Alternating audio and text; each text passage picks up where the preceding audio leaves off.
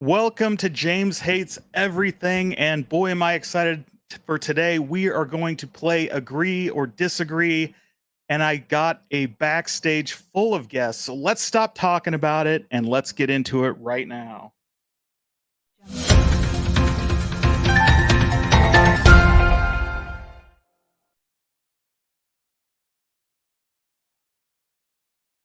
All right, guys, before we get started, we have to say hello to the folks in the chat. And first in is Stock Jock. Thanks for joining us. And Kevin Clausen comes out firing with the super chat, and I finally got my shit together and got some of these. So here you go, Kevin.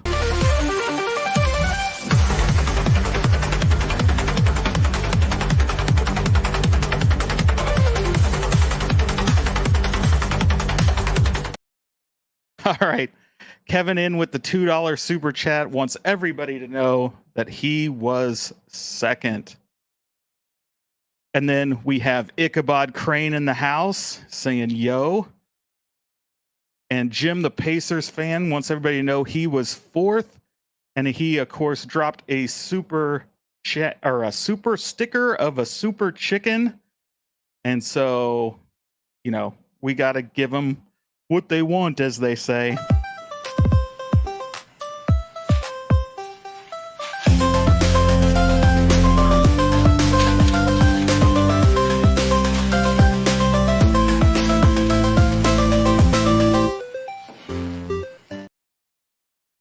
All right, Jim, thank you very much for the super sticker. Now, before we keep going on, I want to start bringing out our guests so they can say hello to you all. And first up is GalagaGuy. How we doing tonight? Hey, I'm doing great. Doing great. How about yourself? I am doing excellent. Everybody, I put a link to GalagaGuy's channel down into the description. Make sure you go over there, click that, and subscribe. If you aren't already, I am just going to assume you all are. But just in case, go give him a subscribe. Anything else you want to mention or plug before we get started? Yeah, Arcades Anonymous every Wednesday. Make sure you check that out too. Subscribe to that channel as well as on Mondays at 6 o'clock. Me and Gamer Fridge, we've been doing a show too. So make sure you check that out too. Subscribe to his channel and my channel to get updates or notifications about that. And Arcades Anonymous is 9 o'clock on Wednesdays. So check us out there too. It's always a good time. Definitely highly recommend. And next up, we have Brooklyn Menace. Thanks for joining. I'm happy to be here. What's going on, fellas? Excellent. Once again, Brooklyn's link to his channel is in the description. Anything else you want to plug, Brooklyn? Stop by. I'm Brooklyn from the Brooklyn Menace channel. Do a show called the Friday Night Arcade Show. We are the late night show for the home arcade community. Start at 10:45 every Friday. Also on a show called the Evercadians, where we talk all things Evercade, one of my favorite retro systems out there. And then look out, got lots of produced content dropping on the channel and lots of live streams from different events. Excellent.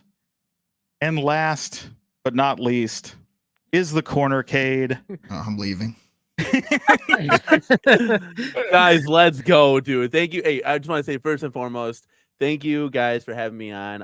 I'm always down to talk home arcades. There's no show on our channel that was scheduled tonight, so it's really cool to kick it with you guys on a Saturday night. Usually I'd still be kind of at work, so I got out kind of a little bit early. But guys, if you haven't seen our channel, I am the Cornercade. I'm Danny from the Cornercade. We do a show with me and my wife, and kind of our family are in time from time to time, and we do reviews, we do unboxings, live unboxings, we do a live podcast show. You guys, thank you for having me on. I'm gonna go ahead and you said plug, so there you go. Give us a sub. I'm gonna put that in the. Oh wait, hold on. It said fail, so I can put that link in the chat because I'm not a moderator of some sort, but. If somebody here wants to put a link to the Cornercade channel in the chat, you can go ahead and do so. That'd be super dope. Guys, we've just recently hit over 2,000 subscribers, so I'm very blessed to all of just everybody literally in the home arcade community. You guys are like probably the nicest people I've ever met. So I really do appreciate everybody's support. There you go. Try again, Danny. You should be good to go. All right, that could be as fancy this time. I'm just gonna slap it in there. Good deal. I did the whole guys. Jason thing. So. All right, guys. Tonight we are playing Agree or Disagree. And for those who don't know how this is played, I am going to read a hot take from the internet. Then we are all going to vote and get into it. So let's just start off right out of the gate with Agree or Disagree, Chicago deep dish is superior to New York style pizza. I'm gonna say no. Oh, I didn't know where you should have gave me a chance to get a whiteboard, and I could have wrote it on You there. can do whiteboard. You can do thumbs up, thumbs down. Danny, what do you want to do? Guy, you're putting me in a tough. I mean, I'm Italian. You're putting me in a tough spot here, kid. Like, I love both. I love all pizza. Like, Danny, thumbs God. down. Yeah, I got to go thumbs down on this one. I love the thin crust too. I love thin crust, but deep dish is excellent. So just want to throw that out there. What a preference. Well, so that I guess makes me the odd man out because I think, a pie should be like a pie, and that cornmeal crust with all the fixins and then the sauce on top. That's how a pie should be. Now, like you said, all pizza is good, so it's hard to make a bad one unless you're in California. It's not going to beat New York pizza, but when I was in Chicago, of course, we went out for deep dish. But it's great, but it's like you have to eat that with like a fork and knife. It was like eating entire tomatoes on that pizza. One slice is a meal. It's fantastic. But we've been on like a thin crust kick in this house. We've just been getting thin crust over and over and over. I've just been devouring it. It's great. Like, can't go wrong, honestly. Yeah. So suddenly Pizza Hut thinks tavern style thin crust Chicago is the real Chicago. Have you seen that video where the guy keeps asking where's the cheese, and they're showing a Chicago pizza, and he's like, "Where's the cheese?" And everyone keeps saying, "It's under the sauce." He's, "Where's the cheese? It's under the sauce." Yeah. Nice. And I think we can all agree it's all better than Detroit style. You guys had that where it's just the big thick bread and then the toppings and then the sauce on top. It's not even a pie. It's just fancy breadsticks. Yeah, that is true. It's breadsticks with sauce. Yes. All right. Dude, look at. Let's, I was gonna let say, me James. see here. James is concentrating over there. Well, I'm He's trying got, like, to- a whole board. I'm not a big Now that we don't like his pizza, he's shutting down the show. He's like, "All right, we're done, guys." yeah, I'm He's out. like, okay, I'm gonna go through the next couple of topics. You guys here in a not breeze. big Gino Zeus or Lou Malnati's fans. Damn, I'm gone. 50-50. Yeah, so Yeah. 50-50 on that chat, right? So that's pretty interesting. I think it really depends on where you're located. Oh yeah. And your mood too. Like, sometimes you're just like, hey, I could go for, because we were on a kick where we were getting deep dish every single night. I think maybe we beat a dead horse. That's why we kind of flipped over to the thin crust. So Yeah. we'll probably go back to the pie style. I'm in Kansas City, and we don't have really any good pizza, right? So it's Pizza Hut is from Wichita, and they're like French bread is what Pizza Hut started with, is with French bread recipe. So we don't get good New York, we don't get good Chicago, we get imitations of both that aren't all that great. So we're yeah, pizza Luma- starved. So when we go to New York out on the East Coast or go to Chicago, we're always getting whatever's there because it's definitely better than what they got here. There is a bunch of Lou Malnati's opening up all over the place. There's actually one that just opened down the block, and we have been getting them like twice a month. We got to stop because it's going to make us go broke. That is not cheap stuff by any stretch of the imagination, but it is so fantastic. Like, if you think a good pie is at your local joint, man, it's hard to beat a Lou's pizza, though. It's just so good. Yeah, Thumper we're gonna Squid have says to- good barbecue in Kansas City, James. Without a doubt, the best. That I don't know anything about. I don't know a good bar. I haven't been to the We have South for barbecue at joints all. on every corner. Everybody, if you have a smoker, you have a grill, you have all that stuff. Kansas City is all about the barbecue. There's so many places, from dives to fancy ones. Crazy. All right, so our next topic, we'll see how this one goes. Mappy is a better arcade game than Pac-Man. You're just saying that, Galaga guy, because you're riding the Mappy train. I love me some Mappy. Yes, bad. finally, someone else. I was like the only person in the entire community that liked Mappy. I was like, it's a good game. It's a good game. It's a good thing you like Mappy and Pac-Man because That's you all we guys get. being big arcade one-up fans, that's about all you're gonna get. Yeah, Just in that's all right, yeah. different That's right. shapes and sizes. And that's the one thing they've never actually given us, right? Is a Mappy arcade one.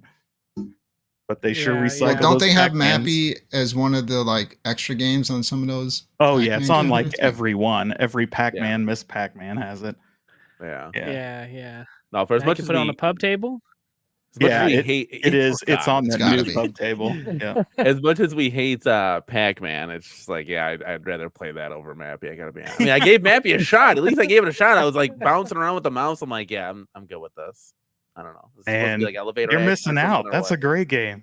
No, I'm good. Like Pac-Mania, not missing out. Somebody messaged me when I put up the community post. They're like, hey, Pac-Mania's on this one. I'm like, thank you for telling me, but I will never click on that game ever. Like, who wants to walk through town? Like, it's so stupid. Like, Well, that's I can't believe that Pac-Land, was right? actually oh yeah, there's Pac. Oh no, Pac-Mania. I'm sorry, I got confused. Pac-Land. That's even more stupid. I'm sorry. got all my Pac-Mans mixed Isn't up. Pac-Mania the one where is the 3D. mazes look like Legos? Yeah, it's like three. Yeah, that's just stupid Okay. too. It's like, this is just dumb. it's Just that give me the classic. isometric design. But I will same tell you game. this: what are those other ones? There's is it Super Pac-Man? That one's actually fun. Where Yeah, with the like keys the screen and- turns black. Like there's that one too. There's the keys. That one where you get really big. I forgot. I which one remember when was. that was in the arcade. I was tripping out, like seeing Pac-Man Oh, that get was so my big. favorite. Yeah. That's was actually kind totally of my fun. favorite. Yeah. And then there's the one there where like the map is green, and when you get the power pellets and stuff, the screen turns black and you can't see anything. What's that one? I forgot. I like, think play yours them is all the just time. broken. No, it's not. That's how it is. Chad, help me out. Chad, there's somebody that It's knows what I'm talking Pac-Man about. Plus. Thank you. Yes, Pac-Man Plus. Yes, that one's challenging. I'm like, God damn it. And then I don't know how the point system works, because if you get one of those ghosts when you're in the dark, you get like mad points. But I don't know. That one's kind of fun. It's a nice little twist on Pac-Man. Yeah. Now, James, just so we're not cheating, we are not supposed to be voting in the chat room, right? We're just going to give our votes on the show. Yeah, we just do it on the show and talk Okay. about it. That's the Watching poll Danny's is for hands. our friends too. Yeah, Danny, you're out there trying to rig the vote. Oh, I forgot there is a private chat in here. Look at that. There you go. Congratulations. There you go. Sorry, I'm not used to being on StreamYard, guys. This is all new to me. Very exciting. Interesting private chat. You went way out on a limb there. I just said hey. for the chat. Disagree is 100%. So If I super chat you $100, will you move me to the top so I don't have to be next to Corny? Just I kidding. do. There you go. Look at There that. You now owe him $100. Yeah, You right? thought we were going to team up, Cornicade, huh? I thought we both had the black hats, we both had the blue shirts. I thought this is the black and blue. We're coming for you, squad. All But I right. guess You can put me okay, back okay. down. I love Cornicade. I'm just busting his balls. Yeah, honestly, in real talk, and I know I could be a bit much, whatever it is, whatever. Brooklyn is a stand-up dude that has always defended me, and I really do appreciate that. Brooklyn's like a real dude. Like, he's not some just like fake guy when the lights are on. Like, he's actually a real, and he's really cool, and I appreciate that, Brooklyn. A little bit of love thrown your way. Let's go. All right, let's get back to this fun stuff. All right, we're gonna drop another one here. Look at that. Disagree 100%. 100% disagree. That come on now. Not one person. That one person was like, Well, if I could vote, I would have voted yes, because I love Mappy. See, for me, like I've shared on the channel before, in the late 90s, I worked in comic shops, and one of the ones I worked in, we had a Mappy in the shop. And so I played the hell out of that all the time. Like, that was, I just love Mappy. I have all the Famicom Mappies, Mappy Kids, Mappy Land. I'm actually, if you have gone that far with Mappy, I am actually kind of shocked that you haven't modded a Mappy cab yet. Like, taken like whatever. Would it still be the same Pac-Man form factor? Correct me if I'm wrong. I have never in my life seen a Mappy cab. oh, I think it's a Namco style. I can't remember. It's been a long time since I've seen a real one. You should The do a one that, Nappy and a Dynamo. Just go balls to the wall. I The one added that a I was, obscure Namco game from 1981 called Warp and Warp to my iArcade today. It's kind of like a mix of Pac-Man and Wizard of War. Oh wow, Oh, that's weird. interesting. Yeah. Might have to check that one out. Yeah, look I it actually up. almost bought a I doubt Mappy, you'll ever. Then they'll never put that on the arcade one up. It's just no. too If obscure. it's not like a top 100 game, Arcade One Up seems like they don't give a shit about it. I wouldn't even go. It's gonna be one of the top fives, or they won't even make it. So I appreciate it, James, but I don't even think it's that far. I mean, where does Qbert lie in this realm of top 50 to 100 games? Well, I didn't right? say they do all 100. I just said it's gonna be in the 100. I think they'll do top whatever 5 to get a marquee, or top 10 to get a marquee cab, and then the rest is like you're lucky if you get it as an add-on. Yeah, 100%. So speaking Papa of, Brad is right. The original Mappy has like this big stupid marquee on it that's like humongous. It's makes it like 80 inches tall because of that marquee, and you could even fold down the marquee because it's like on top of the arcade. They just like stuck it on there. That's why I couldn't get one. I almost bought one, but it's too tall for it wouldn't fit my down in boiler there. room. And the guy was like, "We can just keep it folded down." And I'm like, "Well, what's the point in having it if I have to keep the marquee folded down? It's kind of dumb." Well, So Galaga I guy, ended up you could getting it. probably cut a hole through your floor. Yeah, just and cut have the floor joists topper out, you'll be sticking fine. right through the living room. Yes. Yeah, it makes Every me time I'm wonder playing, if they're just the seeing one- lights. It makes me wonder if the one we had in the shop didn't have the marquee, because I definitely don't remember it being huge like that. Oh, it's gargantuan. It's probably like at least a foot high. That the marquee Yeah, was. that I would mean, it be was memorable. Huge. Yeah, it's huge. All right, the next one we got to bring up is the one that it seems to be everybody's favorite topic. And that is Arcade 1-Up will be out of business within the next 12 months. No, I don't know. Yeah, I'm gonna. I love all those people that made the videos. They're gonna look pretty funny. Just Thumbs up or thumbs down, Danny? Oh, it's thumbs down. You didn't see it. You were doing your thing off camera. But it's just funny to see like that train was riding real high, and like people like myself, we just stood quiet and we're just like, all right, well, we'll see what happens. You know what I'm saying? If anything, if they go out of business, then you can say, yeah, Arcade 1-Up's out of business. But if you don't say anything, now you don't look like you got egg on your face. And then when they come back hard, you're just like, told you. Like, told you. So it's just interesting. But Danny, I don't think they're going to be out of business. But Right. I also don't think they're going to be releasing anything that people from care the about. home arcade community want anymore. Like, Yeah. I just seriously at this point don't see anything new coming out. I just see rehashes. In Brooklyn, you would be like, you guys all on the panel here would be the first to agree, like something so cool, and it's like you just let it go right through your fucking legs. Because like, they could stay in business just based off of having the license for Pac-Man. Like they could just keep putting that out. Like you see, you know, now you have that cocktail table. They could just keep putting it out in all different forms. But I thought their last, like the last Pac-Man that they did was the best one. Yeah, and I was like, well, what are they going to do at this point? The only thing that they could do at this point that would shock anyone is have Pac-Man and Miss Pac-Man on the same cabinet, but that's never going to happen. Yeah. And so I was like, how are they going to make it any better as far as a 3/4 scale? So now we have now you have the cocktail table, which is cool. You know, I don't think it's terrible. Yeah, I definitely agree with your take on that. Like, I'm iffy on if Arcade 1-Up will be around because they're doing some weird stuff trying to grab money. But I think it's pretty clear, like, from the reaction of that new pub table, even the reaction from the Golden Tea thing, that it seems to be selling well. And so they're going to keep making money with these things that none of us actually want. Not saying that there aren't people that want that Miss Pac-Man pub table, but for the most part, their future direction is these multicades, the lower cost ones that they can get out the door. This is what I'm not understanding, and it just maybe you guys can help me. And James, we could have used it last night because we had some good talk, but like I don't understand why we can't do all this stupid stuff, right? Just please all the casuals. So the girl that was walking through Costco making the stupid 30-second videos, all happy to put on Instagram, yeah, make all that dumb shit, right? But then give us a Primal Rage cab. Make 500 of those just to see, hey, if this works or not. Let's just test the waters a little bit. Do an exclusive. It's 500 cabs. That's it. Can you still make money? That's what I want to know. Whatever you can do. Let's just say positively, you can still make money.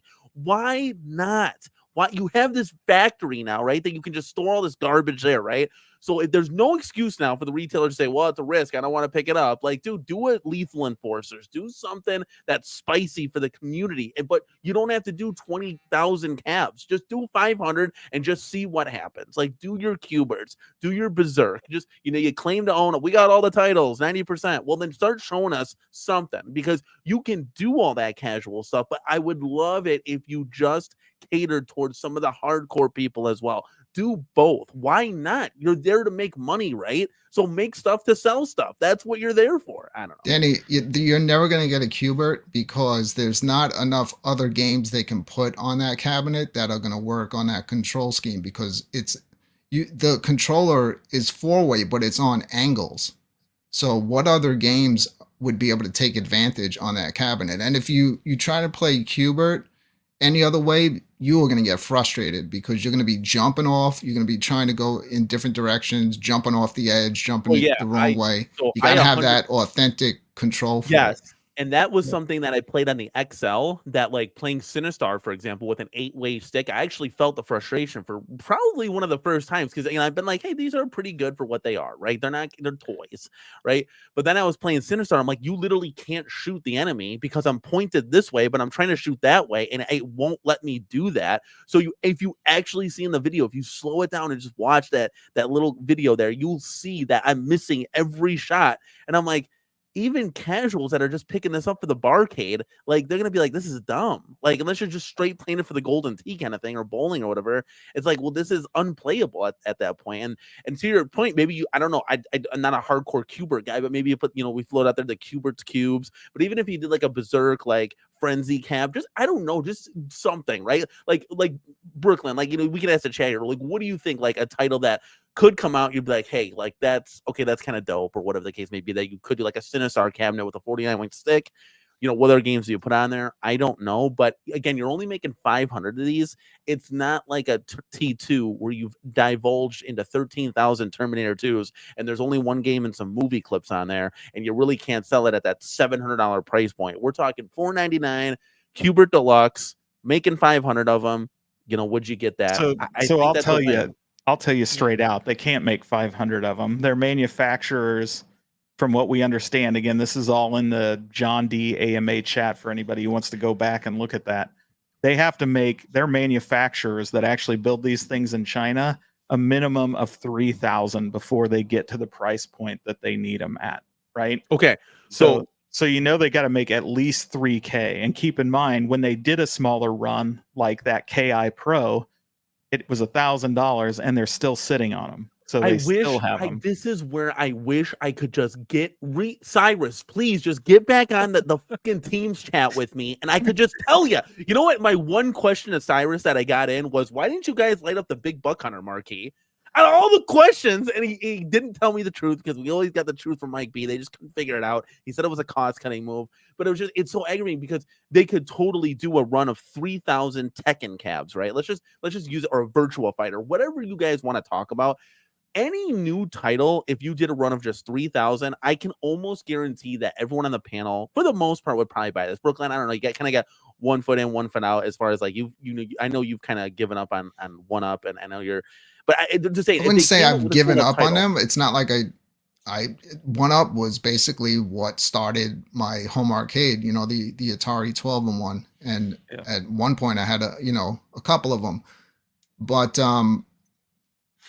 like, I just don't see at this point them putting anything out that anyone in this community that are like hardcore into retro arcades are going to want. You know what I mean? So it is what it is at this point, man. Look at all the beautiful cabinets you have behind you. Just enjoy those. And you're 100% right. Stop going nuts. That gave me some chills. That gave me some chills there, because you're right. Like, I take a look at I think one of my 2 favorite cabinets, and actually next to each other, the Street Fighter Dynamo and the Golden Tee. I absolutely love those cabinets, and no matter what happens with Home Arcade and the future of our channel or anything like that, I will always keep those because they're just they are what they are, and it's great. I'm telling you right now, though, if and let's just say any home arcade company, let's say New Wave Toys, let's say John D, whatever, right? 1UP included. If somebody can come up with a title that is like even remotely satisfying, but it's new, that is going to be literally an atomic bombshell on the home arcade community. You just watch. There's going to be videos made everywhere. The community is going to go nuts. That's how like long-lived we are for some of these titles and new games, essentially. Yeah, well, Danny, I think So- you'll be okay. Like, as long as you don't care that it doesn't have the Arcade 1UP name on it, I think Yeah. I kind of just see it going that way. Like right now, we're seeing very authentic mini cabs being made, but with like Arcade 1UP not doing anything, it's kind of opening it up to other people to say, hey, you know, people that are more in tune with the community are probably thinking, well, this might be an opportunity for me to make a larger scale cabinet that's way more authentic. So you might get everything you want. It just may not have the Arcade 1UP name on it. And that is 100% fine. I and know then people the have other- labeled. Well, go ahead, Galaga Guy. The other thing with only doing 500 of them, I don't know how much the licenses cost for a lot of things. So maybe 500 cabs wouldn't be enough to pay for the cost it would take to make the 500 cabs. I have no idea. Well, that's kind of what James. sometimes That's kind of what. Yeah, that's kind of what James was saying. And again, take the number out of it. I'm just throwing a number at you. Like, hey, make a very minimal amount. You don't need to make 100,000 NFL blitzes. Like, and I get it. Like, they had to do that because of the licensing. It gets way more technical over my head. Again, I'm just a hype man that loves arcades and loves to play them. You can have your whole technical team. That's what you guys got your college degrees for, and go ham with it. But I'm just saying, at the end of the day, like, whatever said number 3,000, like a minimal run, like kind of like they did with like Dragon's Lair and stuff, but it's like it was Dragon's Lair, and like trust me, that cab is a looker. Trust me, it's a looker in your home arcade. Awesome, you got a plane in the background. Actually, you're in Space Invaders there. Love it, Space Ace. But it's just like that's for like the real hardcore. But if you did that, let's say, again, I'll just harness it because it's in my head right now, a Tekken, a Virtual Fighter, something from the 90s, that people can maybe connect with a little bit more. I think that would have been it. And now Arcade 1UP's like, well, we tried to do direct connect to the consumer, but it didn't really work. And then we tried to give you a pro, but it really didn't work. Yeah, because you messed it all up at the end of the day. You didn't know what you were doing, and you still don't know what you're doing. It's very frustrating. But we got a $2. So here's a good segue into Kevin Clausen's $2 super chat. It says 1UP lives, but they're dead to us. Listen to Brooklyn.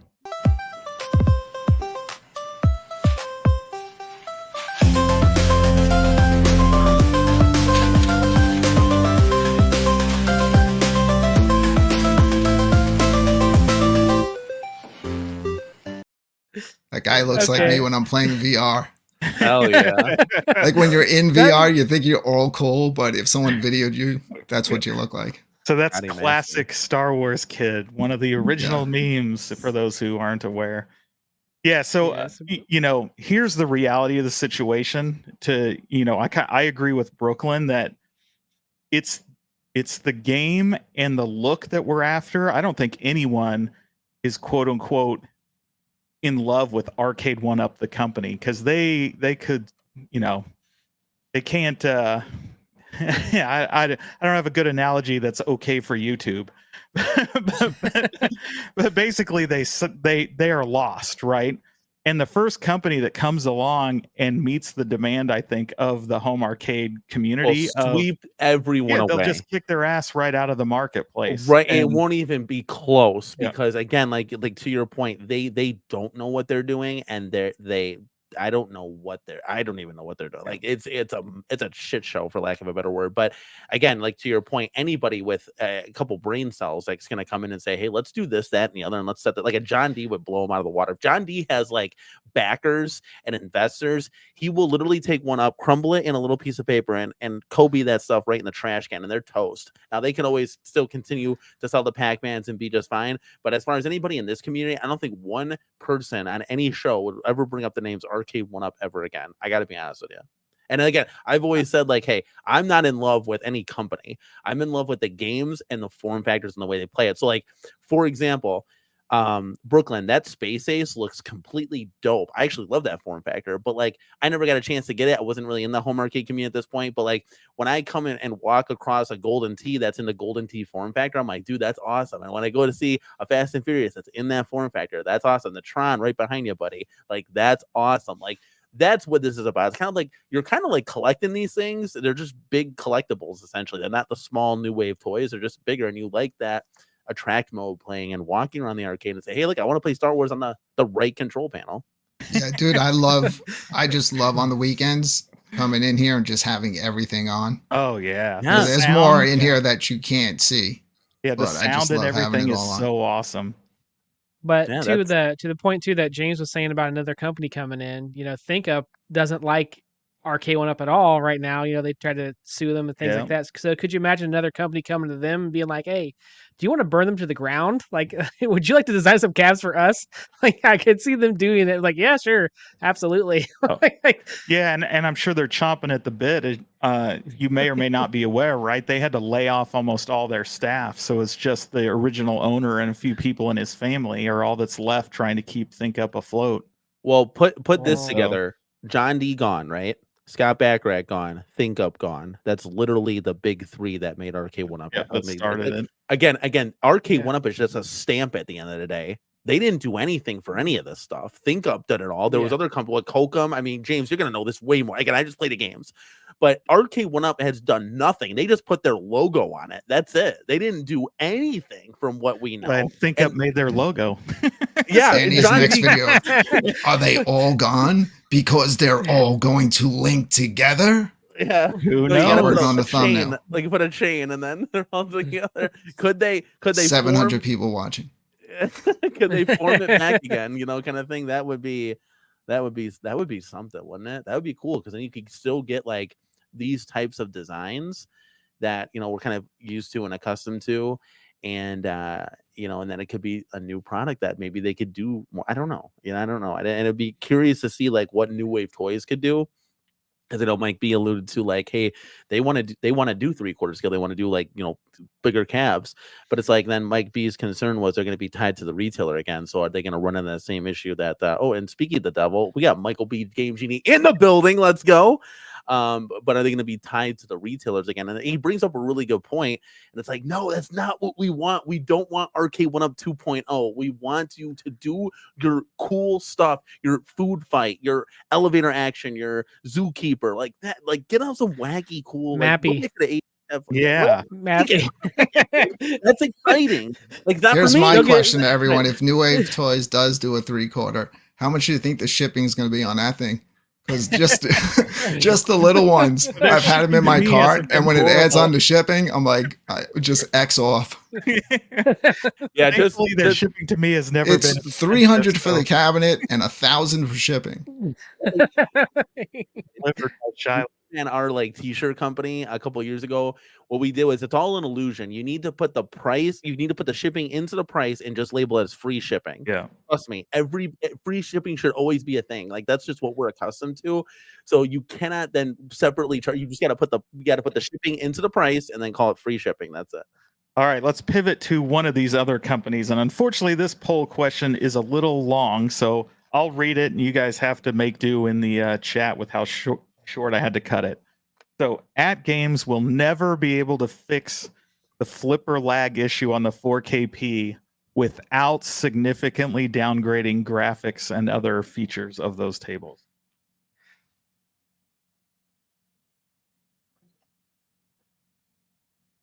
I don't know. I don't know. I guess I want to say yes because I don't really know. I don't know enough. Sorry, that one I don't know.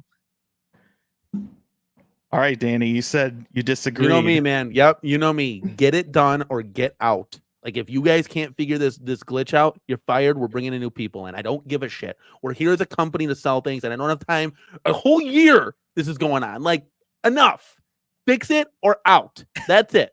Like right, you have a job to do. It's been Do your Look, it job. takes a good like 40-60 to play an OTG in 4K. So that's why I'm saying, like, I don't know how they would do it without having to really somehow compress down the graphics, but try to figure out a way to compress the graphics down, but still make it look 4K. Yeah, I think that's the issue. If they put the same machine out and it was 1080p, I do not think they'd be having this issue. And it is 100%. not easy to push things in 4K, and plus you're also dealing with the Two other other screens on monitors. there. So Yeah, it's that's just the a biggest lot. problem is that there, in my opinion, it's not just the 4K, right? Trying to do 4K 60 frames per second with all the physics and everything else that's going on, and do two different size screens with different content, that is a lot of drawing for a chip that is half CPU, half GPU. It's not even a dedicated GPU. It's going to be, So, it's so is this pushing the more, limits. so this is I more guess my s- confusion. hardware over software, right? I think it's both, right? We've seen that those Zachariah tables, the ones that are actually from, you know, I forget the name of the other studio that AtGames works with. Those seem to run fine in 4K. You mean Magic Pixel? Yeah, the Magic Pixel ones. Yeah. And so it's a combination, I think, of the fact that Zen is using an engine that has to be interpreted to run on that, whereas Magic Pixel's tables are designed specifically for the software that runs on the AtGames system. So there's less conversion. So that's part of it. But you know, it's been 6 months plus all the development time ahead of time. You know, you'd think they'd be making a lot more progress at this stage than they are if they're going to fix it.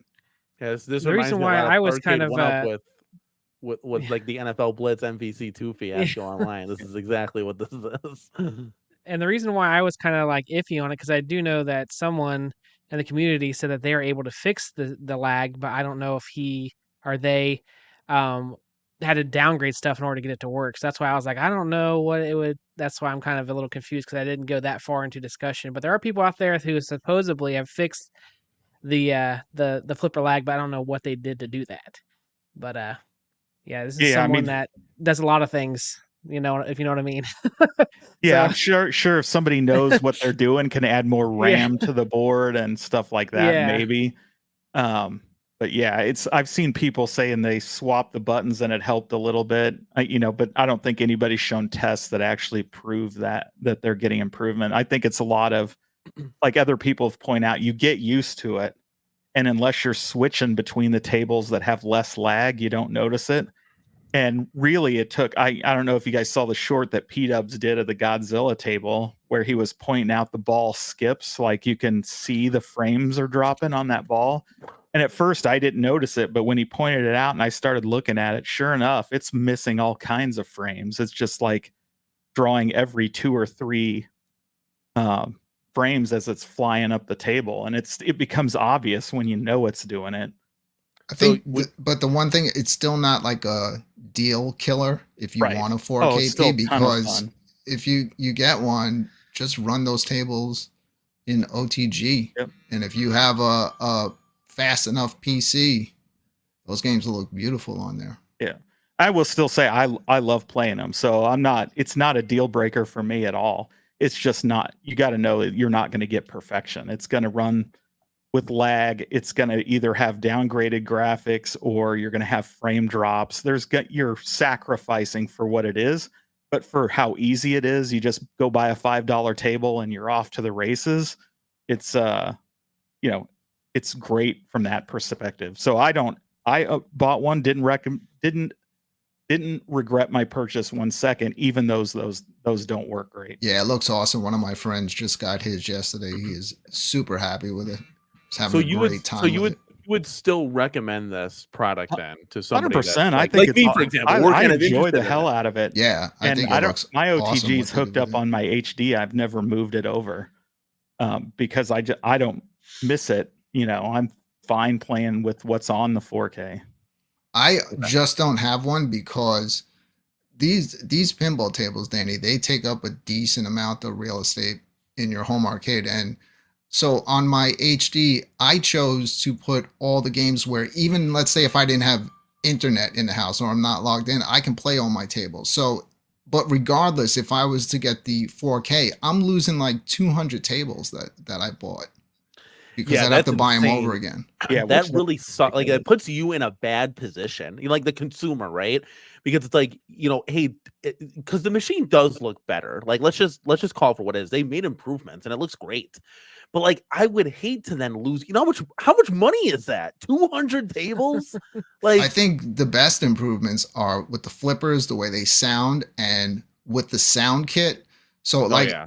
if I was gonna get one, you just have to go all in. I would never do like what they're doing now, where you get like the bare bones to start out with. If you're going to jump into it, you gotta have everything.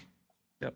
I hear that sound kit is so amazing that you can almost feel where the ball is rolling on the table. that's what With that people are installed. telling me. Isn't Yeah. that insane? Like, that's kind of wait, James, you have this, right? So I have the table, but I did not buy the SSF kit. So I'm in the James, middle. let's go. It's gonna be Christmas. In Everybody July. tells me about it, so I will buy it, but I'm not. I don't miss it, right? And I think it's one of those things that you have to see and feel to believe, or hear and feel, I should say. And nobody's video, all the people that have done videos on it, none of them have been like, "Oh, that's making me want to understand. I have to have it."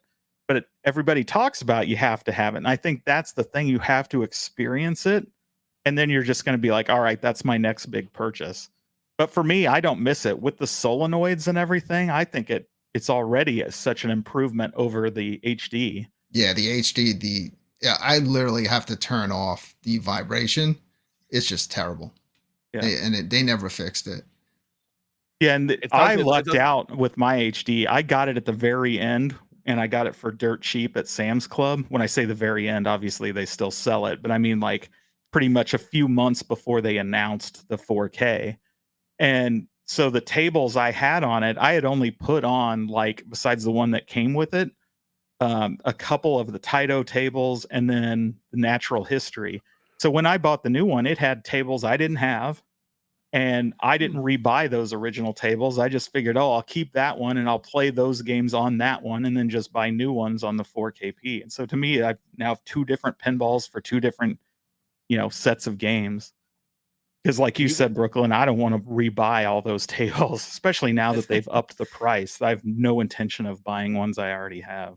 I do hear they look absolutely incredible and they Yeah. run flawless, on the 4K. It's just like the tables that everyone bought it for aren't running as well.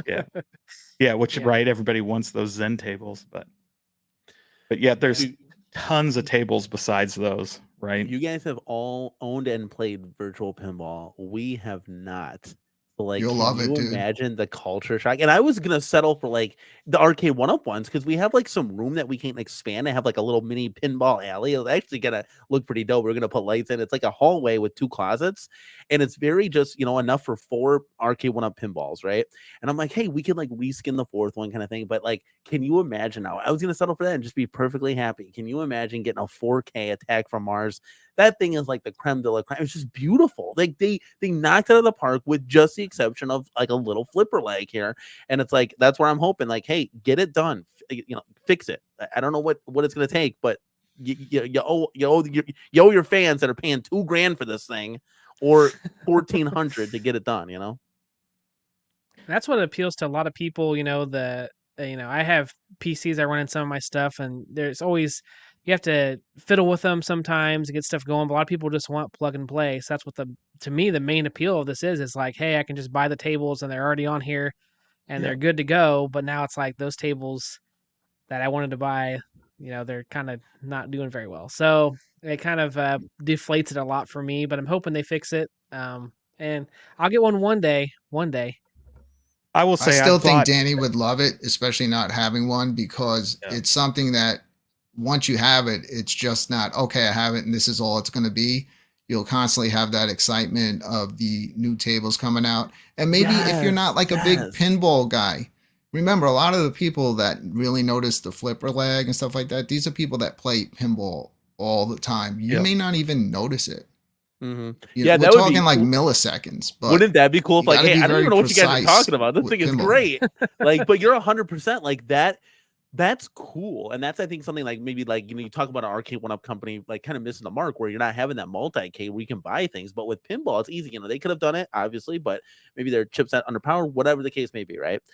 I think AtGames, that's cool because you get excited. Like, dude, it's not just Attack from Mars and maybe like, 15, 14 other like, whatever Magic Pixel game. It's, hey, like what else could they come out with? And then they come out with like a Toy Story or something. Like, oh, this is insane. Like my wife would go crazy. Like, so to your point, 100%, like it keeps the excitement. And that machine, I've just seen so much videos on it. It truly looks like a piece of art. Yeah.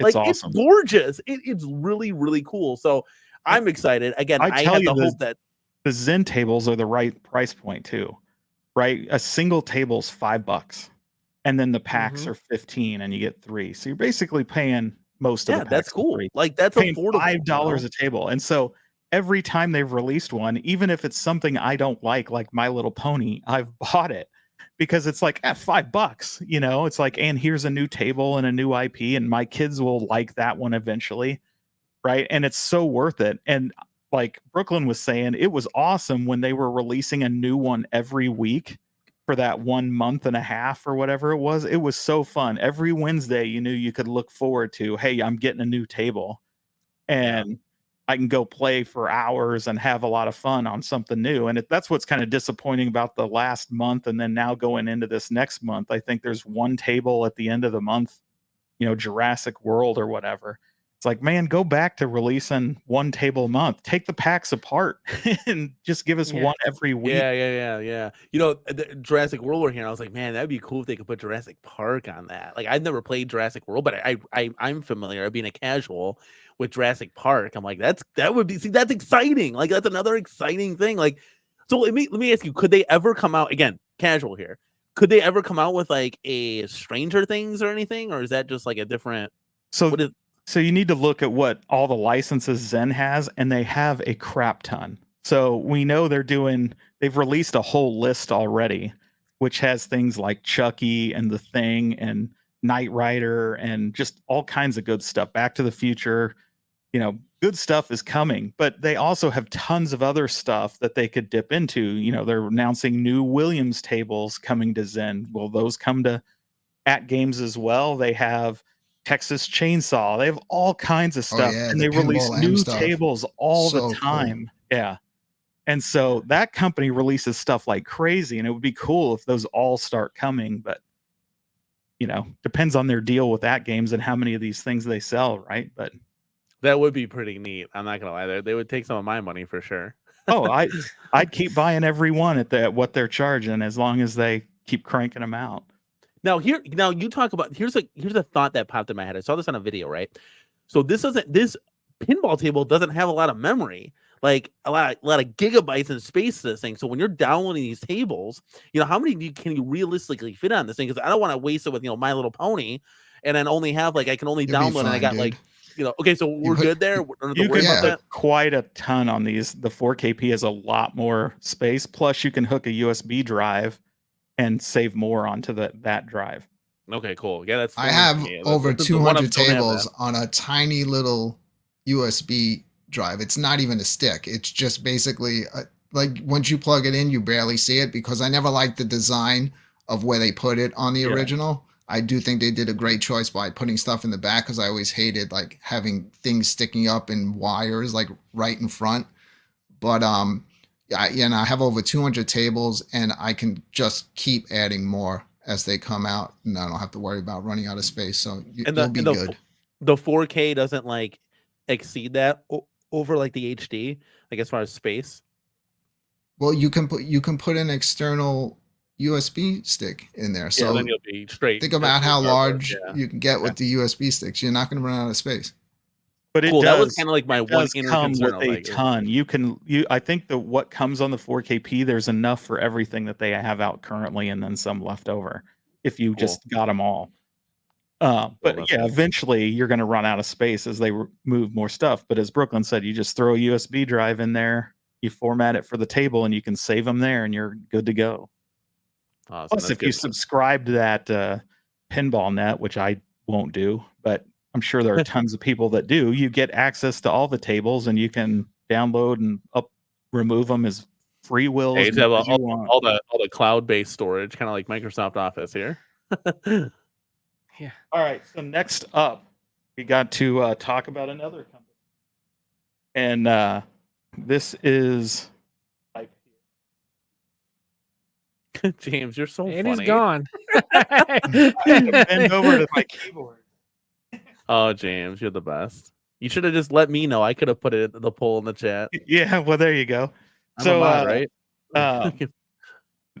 This next one, it'll be interesting to see where people are. But again, hot takes, not necessarily my hot takes.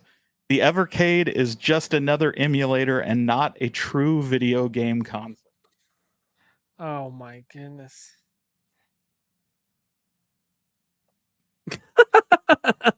Sorry, guys. Okay, repeat the question again. What's the question again? You already gave the thumbs up. You're locked in, buddy. So okay, thumbs up. Evercade is just another emulator and not a true video game console. I mean, what is it console because it has the cartridges and stuff and you can kind of collect them? Is that? Yeah, so the question would be, an emulator, you just take a ROM and it can be from pretty much any system, right, that your hardware can support, and it runs a different core to run that ROM. Whereas, a video game console would be specifically designed, hey, we have code and you develop your game to run on our code base and our hardware.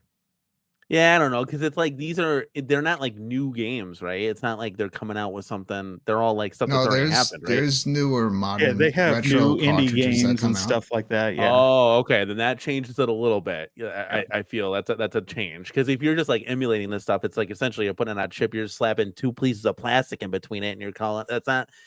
To me, that's just not the same feeling. But yeah, I would well, it's not the same feeling to me, but we got a different feeling here from Stringer Films, the $2 super chat. Let's go. Why don't you read that one, Danny? All right, we got Stringer Films coming in hot with the $2 bills. I always say my grandpa always used to give us $2 bills in the Christmas and birthday cards. Man, I miss those times. Just finished a 4K Adams Fam game I started Tuesday. Take it away, buddy. Well, that's pretty amazing, first of all.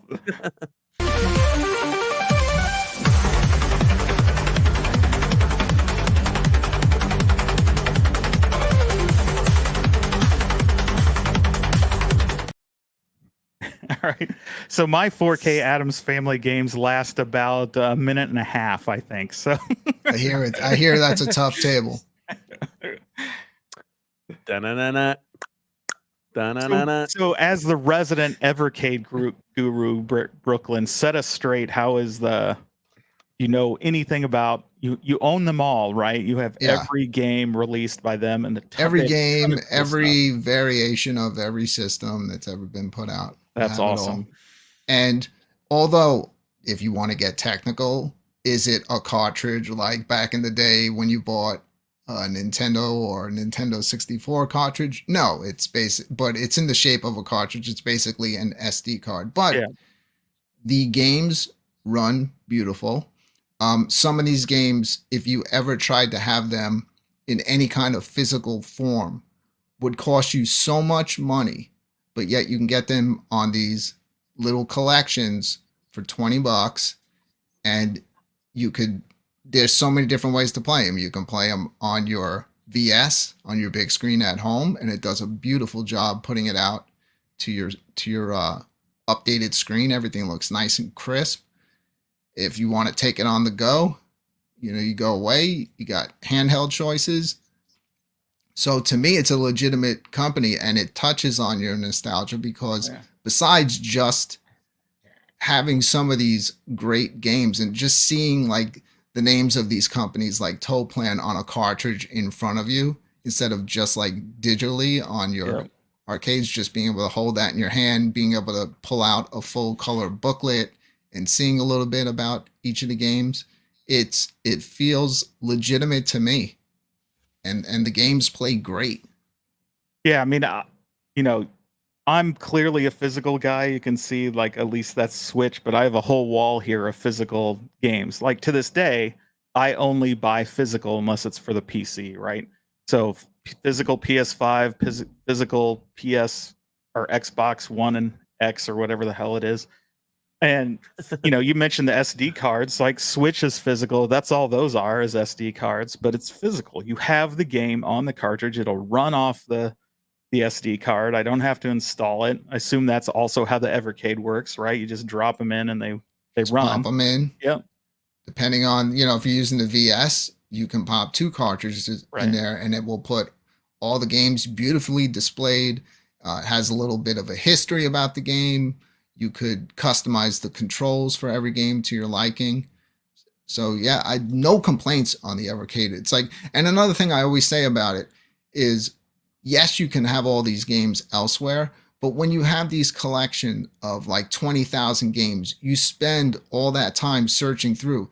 Because these collections are put together for you when you put a cartridge in, it makes you play the game and try everything out on there, and you wind up finding stuff that you would have never known about.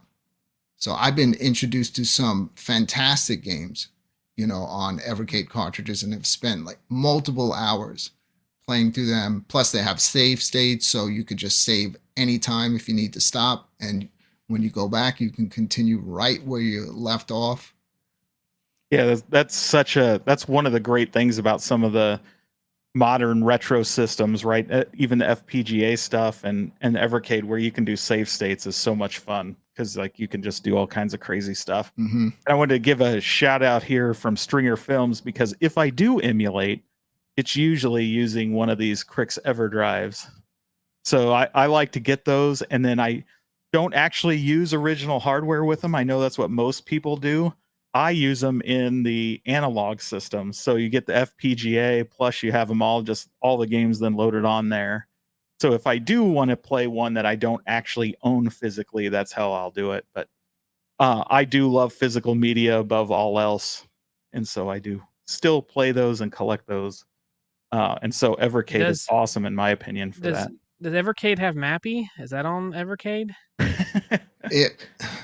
I haven't played the Namco cartridges because you can only play those on the handheld. They had it locked with anything that goes out with HDMI out, but you are going to be able to play them on the Alpha since it doesn't have the HDMI out. So it might be on there, but those collections were all the home versions, not the arcade versions.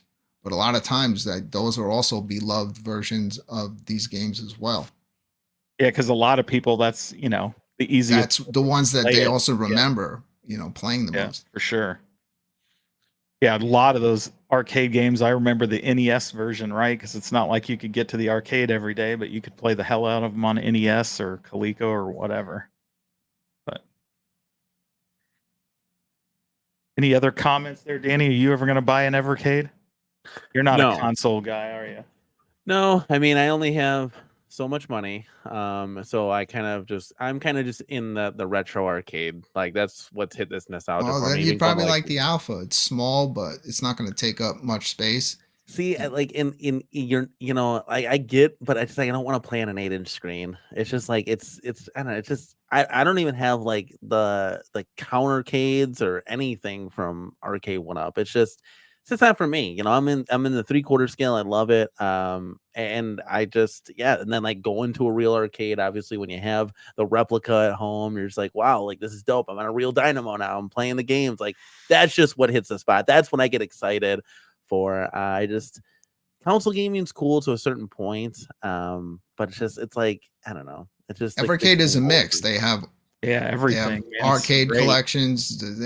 If you add all their collections together now for the arcade, it's a lot of arcade games that you can play. But yeah, they also have home computer collections. So you have a bit of everything. Yeah, that's what's awesome about it. Take that and put it into a 3/4 scale, the Alpha, and make that, that would be awesome. If you could take the cartridges and just slap them in the actual 3/4 scale. I think that would be there you go. Just amazing. Get the Unico Nova Blast and put an Evercade on it, right? There you go. Spend what is it, like $1,200? $1,300? Here's a question for you. Would you rather get the Nova Blast or the Polycade? Isn't that those are kind of similar, right? Isn't the Polycade like way more expensive though? I don't know how much is the how much is the Nova Blast? Yeah, wasn't the Nova Blast $2,000 or am I wrong?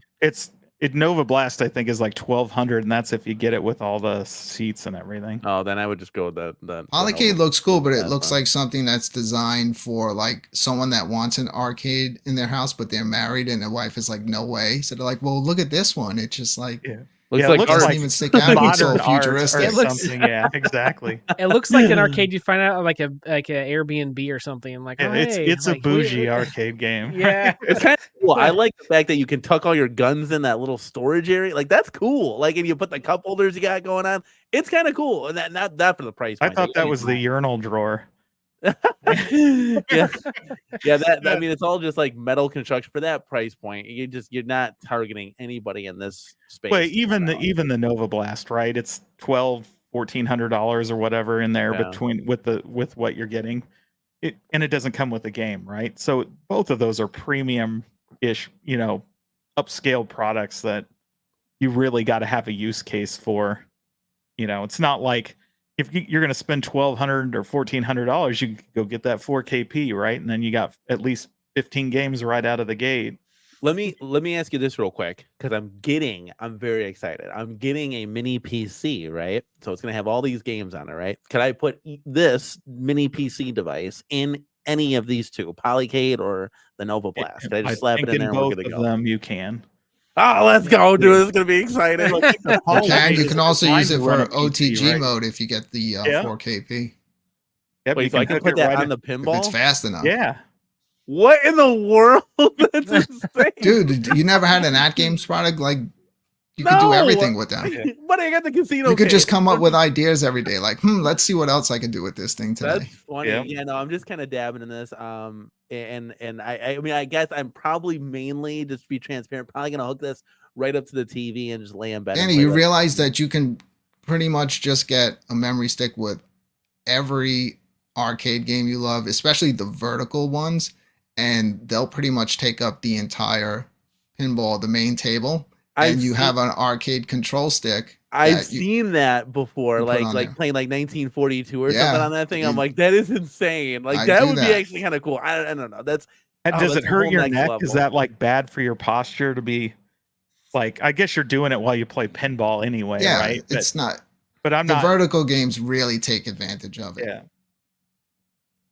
It doesn't fill up the entire 32-inch. It cuts it off a little bit at the top and the bottom, if you're not messing with their perspective, but it is pretty awesome. And there's countless amazing vertical games out there. Tons. That's honestly why I'm interested in the Nova Blast, is I want to use it as a shmup. Put it in taint mode. And for those just listening here, shmup is a shoot 'em up. Just for everybody else listening in the chat. What's that? I said a shmup is a shoot 'em up for anybody listening. Yeah, I think they know what shmups are. I know. Like, I'll do that. I'll do that at work when like someone's like they'll speak Spanish. So I'm like, "Como?" And I'm like, "That's what?" For anybody that didn't know what Como was. So I was relayed this story about somebody I used to work with. And they were talking, speaking of Spanish, they were talking about a city in Texas. And somebody goes, "Oh, they're down in El Paso." And this person who used to work where I work goes, "Oh, that's Spanish for the Paso." Yeah, same kind of thing. It's like, thanks, Dr. Obvious. Appreciate you being totally here. Meant it. It wasn't a joke. It was like that. They were really that trying to serious. Like, yeah. That's fine. All right, so the next one is another interesting one. It says John D's mystery home arcade project will be something we've seen before.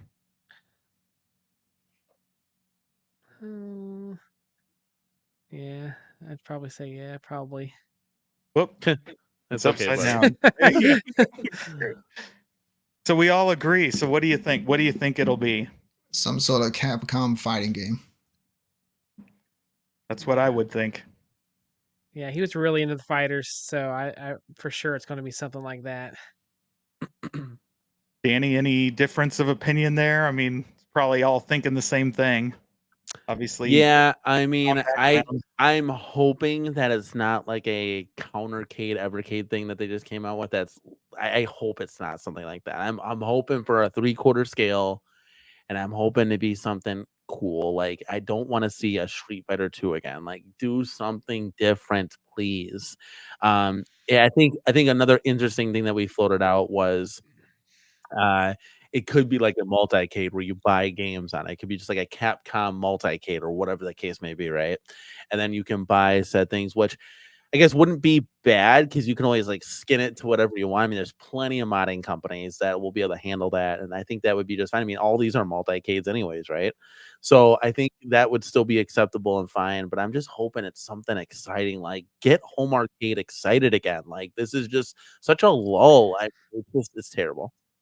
So do you think it'd be like the iArcade, but with maybe some more popular licenses? Is that kind of what you're meaning, or? Yeah, kind of something like that, where you have like a shop, and again, since he's so tied with Capcom, that like that's pretty easy to do. As long as you got the controls right. You Yeah, don't one have of the like, things he's thrown out before when he worked at Arcade One Up, I think he talked about it on one of She Lion's streams, if I remember right, was he liked the idea of doing a brand cabinet. So you would make, say, a Street Fighter cabinet, but then you could go to a store and buy other Capcom games for that cabinet. So then you would have a Namco one, you would have a whatever.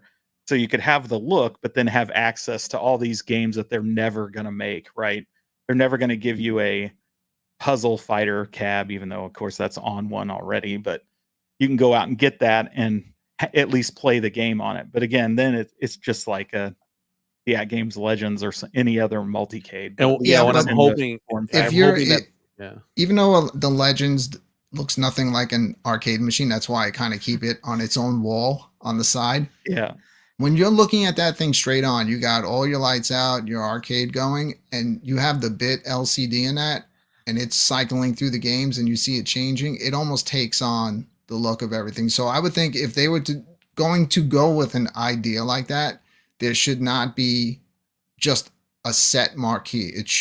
They should take a page out of AtGames' book and throw something like that in there where, depending on what game you're playing, the marquee will switch over to the game that you're playing.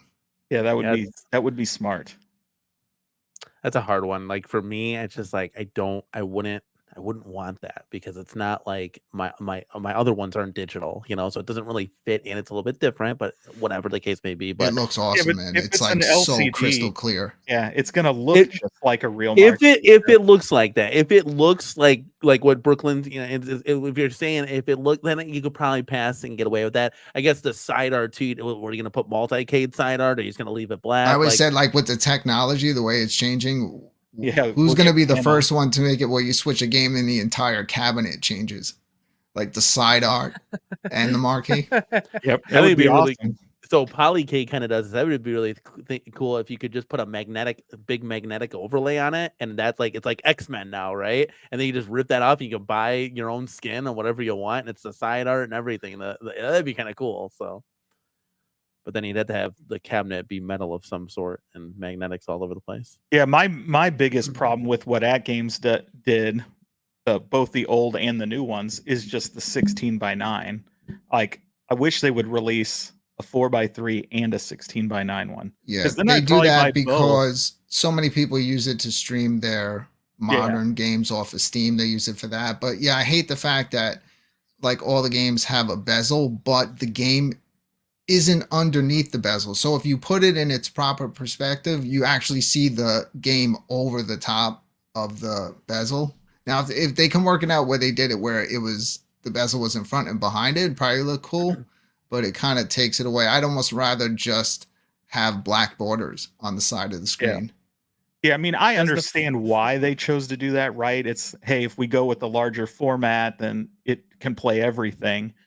It's just, for me, like you said, the bezels, like the faux bezels, distract me. I don't really like them. I would just like, either you said, just pure black, or better yet, have it the form factor it should be. That's what I like. That's why I'm kind of leaning towards the Nova Blast. I haven't pre-ordered one or anything like that, but it's 4:3. Then if I go get an AtGames, I can use the AtGames to do, like you said, PS5 and other things that are 16:9. I'll be totally okay with that. I just don't like the lines all over. Another thing that AtGames should integrate into the next Legends, the 4K, have the ability to just do one setting. instead of every single time you start a game, it always starts out in the wrong perspective and you have to go in and fix it. Just have it where I can just click that in one place and every game knows I want it to be the proper perspective. Right. I don't have to, every time I pop on a new game, you got to go in there first and fix it. Now it'll remember it after you've done that, but if you got thousands of games on coin ops and stuff in there, and even they're built in game, because they usually come with well over 100 games built in with the Legends. You always have to go in and fix the perspective of the game. Yeah, I think that's something we could all agree on with that is like, you know, whatever this is, John D, if it's a stand-up arcade, great. Put HDMI out on it. I'm so tired of spending 30 minutes trying to adjust my webcam to point at the screen so it's not lopsided or crooked and to try to get the best picture for you guys and to not hit it or anything while I'm playing. Like, dude, just do an HDMI out. How much is that going to cost? $15? I'll pay it. I have to wonder if that's some kind of licensing thing, because that seems like such a miss, right? With all these companies trying to do tournaments and online play, not having HDMI out for streamers and stuff just seems like totally it's so much stupid. wasted. It's so much wasted free. Exactly. And it's like, I just think that's that disconnect where, you know, the people from corporate know best, you know, the people that are sitting at the table playing their little Pac-Man collectorcade and spinning the trackball on their break, they know the best. So they don't know truly what what features people want. And who knows, maybe they're listening. You know, a company like Arcade went up releasing the 2-player NBA Jam. Maybe they're listening, 1 foot, 1 out. I don't know at the end of the day, but yeah, 100%. It's a miss regardless. No matter what you're doing, it's just free advertisement. Yeah, and Papa Brad says Sega blocked HDMI on the iArcade, which is just like what Brooklyn was talking about earlier with Namco on the Evercade. It would not shock me if these licensors told Arcade 1-Up and these other companies, you just can't do it, right? But you can still go buy those middleware boards. Well, because they also sell these games on the PS5 and the Xbox, and they probably give them separate licensing that they want, you know, that ecosystem to be exclusive for online content. I don't know if it's I don't know if that's the case. I'm just guessing. I think Michael B asked this to Cyrus and they just said it would cost too much. Now again, that could be a blanket answer. But I think that's we know you can buy the boards off of AliExpress and whatever other, you know, China shipping website, and they're like $30. And that's retail. So it probably costs them $5 or $10 to put it on at the manufacturing place and have it on there. So Danny, if you do all your cabinets, it'll cost you about $50G. No, I would just do one cabinet. No, just one cabinet, let it be, and yeah, do the John DK, and I'll be streaming off that kind of thing. But I completely agree that that's a miss of any home arcade cabinet that doesn't have HDMI out, because if it wasn't for the iArcade when I got that and it having an HDMI out, like I was trying to do some like stuff in home arcade when I first only had like AtGames, and you would stream it, but it was like so hit or miss. Like you would be streaming and then it would just disappear. Once, man, I had that HDMI out, being able to present games beautifully on a stream, that's what really made me go all in and start doing home arcade content, you know, as my main so much better channel content. So it really would benefit having it. It's the best way. Like people are videoing the screen anyway, and it's looking terrible. So why not just put it there? Let them show like the game the way it's meant to be looked, and give like the people that enjoy watching it that crystal clear gameplay footage. Like, why would Sega have it? Like, I guess I don't understand what the issue is with having. They had when you cycle through on iArcade, whenever you got to any of the Sega titles, you would see HDMI out with a prevention sign through it. And if you had it going out to your TV, like I have the one above my iArcade, it would just, the screen would go blank. But now that doesn't matter anymore. We can go in and just, even if I wanted to go into those games and just open them up, I could just click HDMI, just check the box, and it'll be on. But but to me, who's going to do that with these? Like with the it's a licensing issue. It's got to be. Yeah, they have to want. I want to drag this over to my 65-inch TV, this NBA Shaq Jam. I'm going to hook it up Just like these who would do that? manufacturers know, or video game developers know that there's value in being able to stream these things, and they either want you to pay for it or somebody else already has for the exclusive rights to it, right? They Okay. don't want to hurt their sales on the things like the PS5. All those Capcom games we were talking about, you can go on a PS5 and Xbox One right now, or PS4 and Xbox, and you can buy every single one of them for $1.99 and play them right on there and stream them. And you can set it up to where it looks like you're playing on a candy cab or you're playing on an American arcade with the bezels and everything. And they look great, and they're the real arcade ROMs. And so, they want people to play it that way. And I think it's silly, but my guess is it's got to be licensing is the only reason not to do it. Now, for Arcade 1-Up, it could be a money thing, but I bet it's licensing. Just Sega wouldn't even let you put the name Sega on a cab, right? Like, unless they make it, they don't even want their name on it. So it's weird. That definitely is weird. Sega had their own set-top box and didn't want to hurt those sales. There's that too. And especially now that Sega's relaunching a new whole online play, they're relaunching all these games in modern forms, and it's all going to be like a subscription platform multiplayer environment. Like, they're even more protective, I would think, on the Sega side.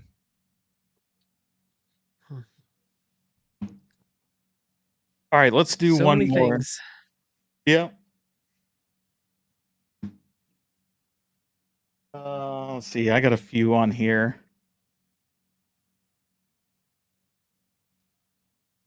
Danny, let's go. Yo, let's go! There we go. we need like a you gotta hit a super chat sound or something. Like, we need to hit a sound. Come on, man. Yeah, there you go. I need a soundboard. I got to get new ones now that he's not running. Fake news. Because I have.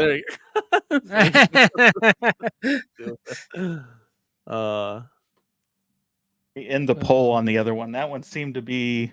That was like 50-50. Yeah, pretty close. 50. Some people holding out hope they get something new, and others say, "Yeah, we'll get more."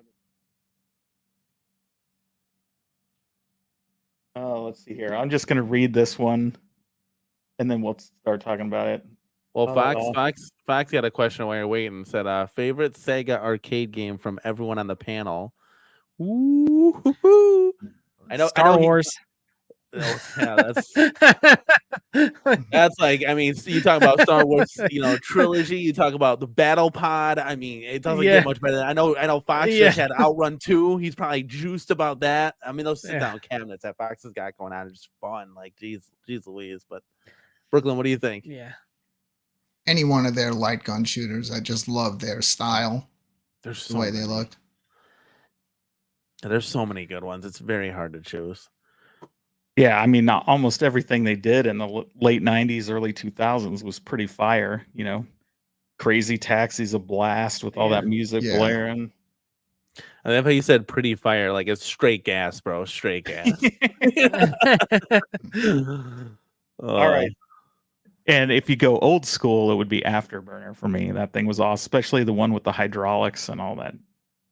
Afterburner is cool, but it kind of gives me it makes me dizzy while I'm playing that. I'm like, it's just, it's like too much. Like, for me, I kind of get like motion sickness playing that thing. And when you were a kid and in that one with the hydraulics and it's moving, when you're around, a kid, you can do anything. Blast, man. we got the state fair is in town today. Like, I could go on one of those rides when I was a kid and be just fine. In the summer, eating cotton candy. I go on one of those rides now, I'm ready to throw up.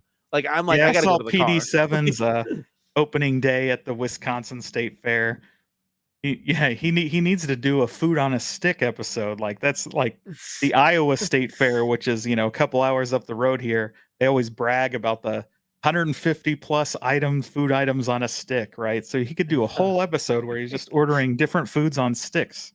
Oh, trust me, he'll be able to get a lot of videos. They're here for a little bit, so yeah.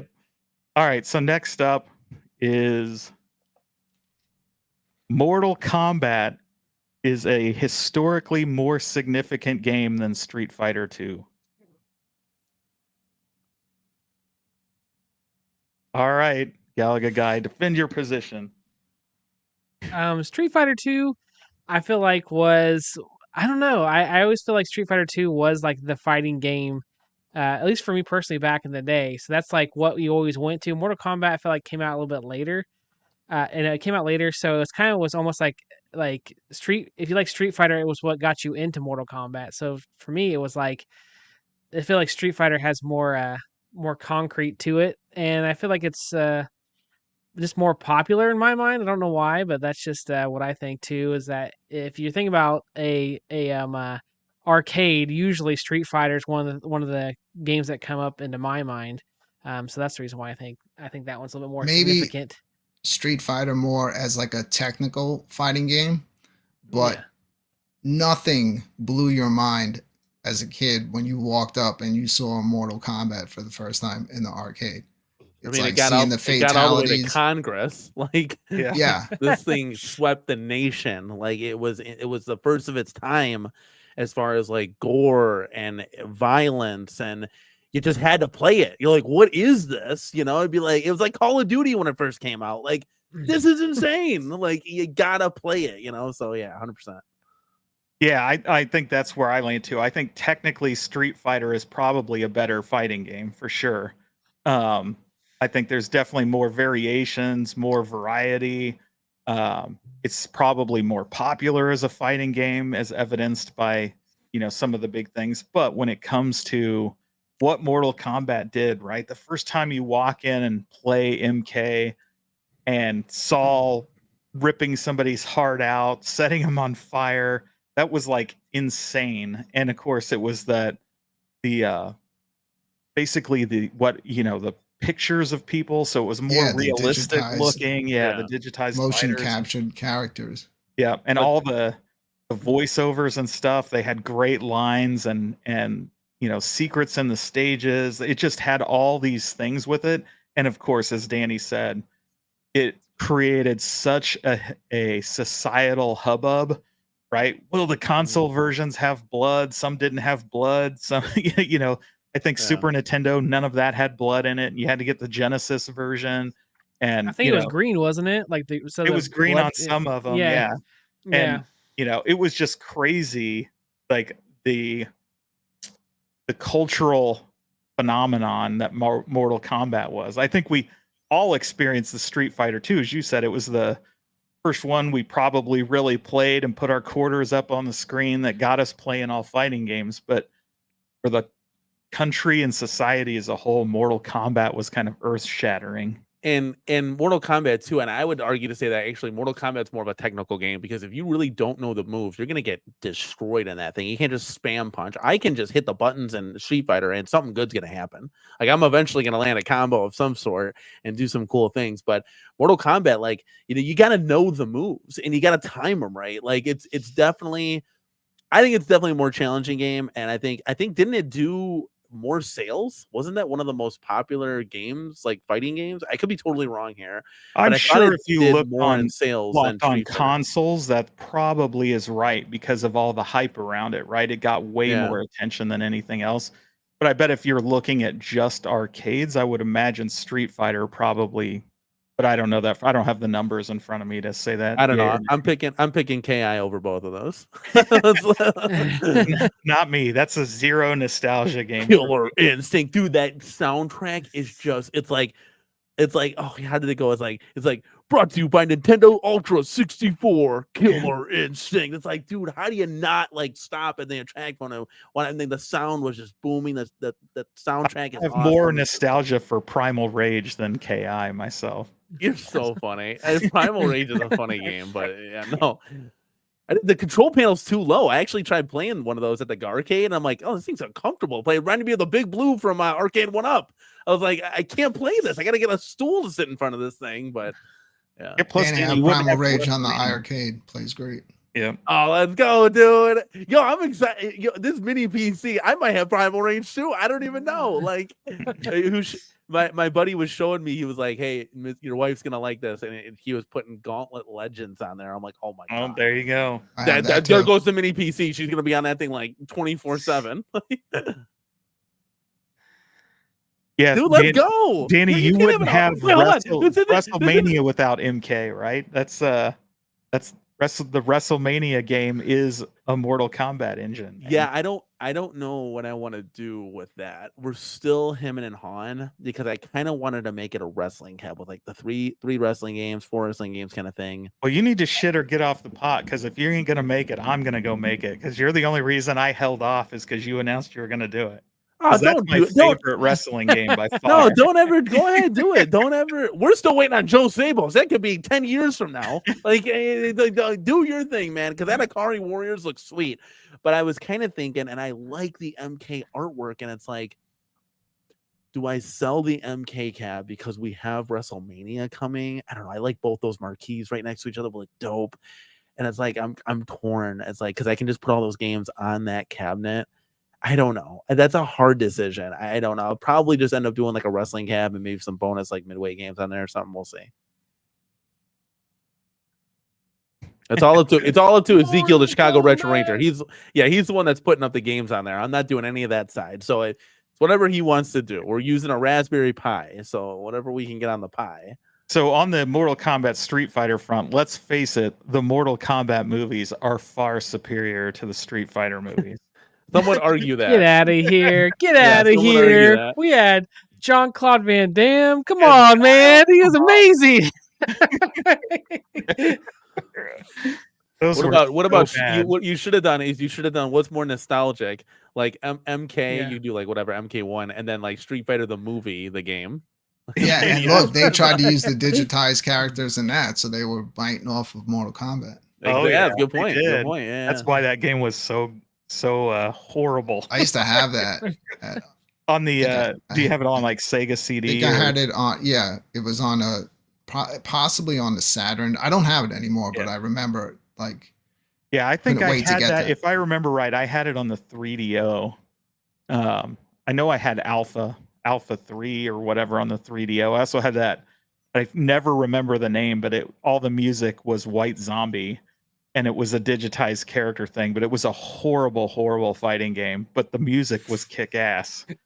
So it Look, was we can agree all the movies kind of suck. Yeah. Oh yeah, 100%. 100%. The newest one isn't horrible.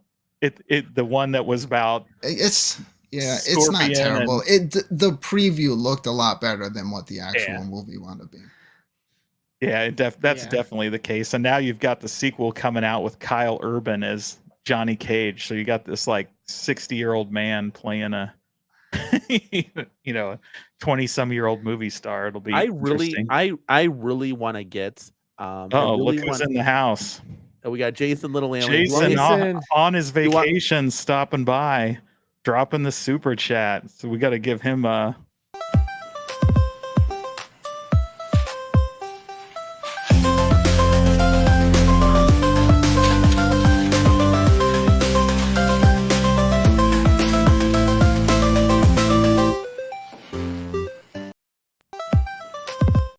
There we go.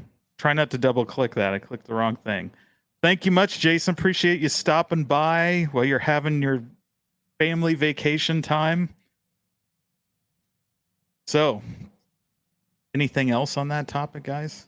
Yeah, I would love to see. Like, I would love to buy like a Dynamo at $299 from Arcade One Up, obviously, because there's nothing else right now. But and then put Street Fighter Third Strike in that, and obviously I'd have like the Alpha Collection, but that would just like the artwork. Oh man, that would be a really cool cab. Yeah. I might have to get in touch with somebody to help to do that, because I think that would be really sick. Well, there's definitely somebody in the community that made a kick-ass one. So yes, got good sources for all the marquees and side art and everything. Mm-hmm. Yeah, I think she even redid the trim and everything. It looked awesome. Mm-hmm. It wasn't everybody that, just a software mod too, talented. Like she just loaded the AP. So I forget the. I think she did Retro Arc, and I can't remember the front end she used off the top of my head. It's a fairly popular one. I like the other one, which I'm also going to not remember off the top of my head, because you can do more fancy front ends than the one she uses, but the one she uses is more reliable than the Android version of the one that I put on my Akari Warriors cab. But yeah, it's great because it's that's an Android based cabinet, so you can throw RetroArch and any game you want pretty much on there and run it. And it's awesome. So for any of the Street Fighters, you could throw Street Fighter Alpha on there. You could throw the, Street Fighter Third Strike. Tons of different stuff. You could put Primal Rage on there, though it probably won't run very well. You could put it on there. Yeah, just super cool, super talented stuff. Like, yeah, on my Akari Warriors one, I put all the Nintendo stuff. So I put like Punch Out and Donkey Kong, all the Donkey Kongs, and I did the Contra. Since it's all vertical monitor stuff, it looks awesome on there and plays decent.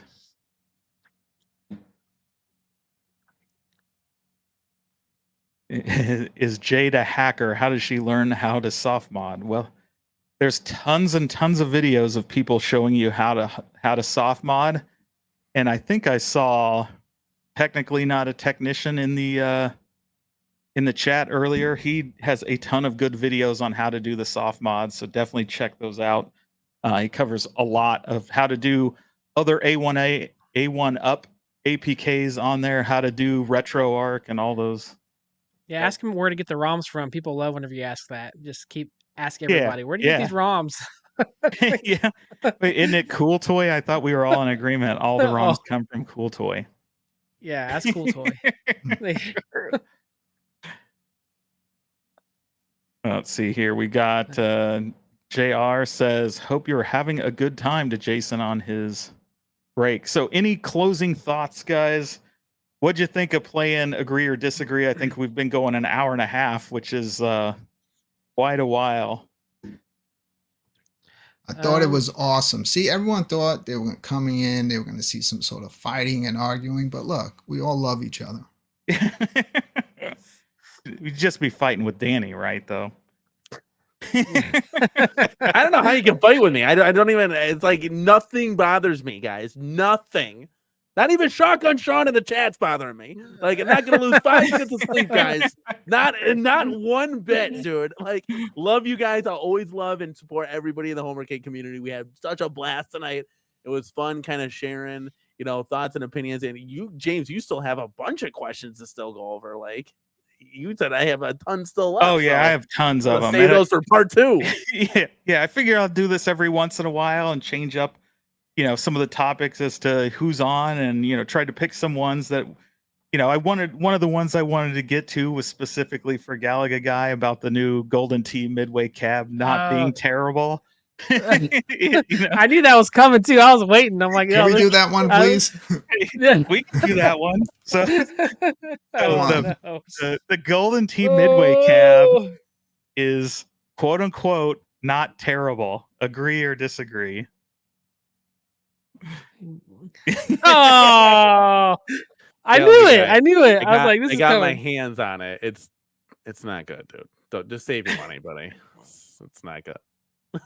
I tried to be as polite as I could, but no, don't do it. The one thing though that did, like, I was like, oh, I don't know if I'll get this or not, is whenever I saw Danny's hand on the second player and how far his hand was off of that, and I was just like, ridiculous, dude.